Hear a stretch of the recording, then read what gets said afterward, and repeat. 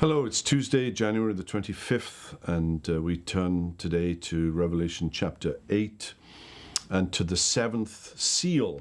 Now, we were looking at the first six seals that ended at the end of chapter 6, and then chapter 7 is something of an interlude between the sixth and seventh seal. We'll see a similar feature later with trumpets and bowls as the metaphor changes, but the storyline remains the same. Now we are told that there is silence in heaven for about half an hour. This seventh seal is the final judgment. The first five seals were about events that take place throughout the whole course of human history, and particularly church history, right until the second coming. But now at the seventh seal, we're at the final judgment. Silence in the Old Testament is always associated with judgment. If you look at Habakkuk 2, Zechariah chapter 2, Zephaniah chapter 1, there is a scene of judgment, and God commands the earth to be silent. Why half an hour? Perhaps because it is unexpected.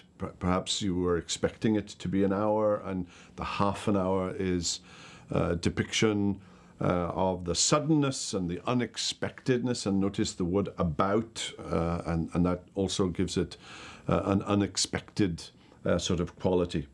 So the first five seals, church history, seals 6 and 7 are about the final judgment. And pick it up at verses 3 through 5. Another angel stands at the altar. This is the same altar that we saw back in chapter 6 and verse 9, under which were the souls of the persecuted saints that John saw. There's much incense around this altar.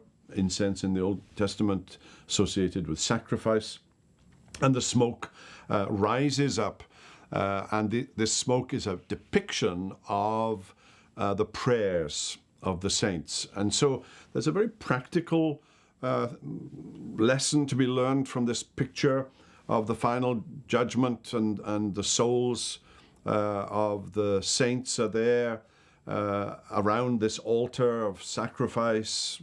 Christ, of course, is that altar of sacrifice, but the prayers of the saints are ascending, and it's a depiction of the efficacy of prayer. Your prayers and mine are fixed as they go up, and when they are presented before the throne of glory, they have an efficacy. Prayer really does work, is what this little passage is saying. Well, we'll see more tomorrow about how John depicts this final judgment. But for now, have a wonderful day.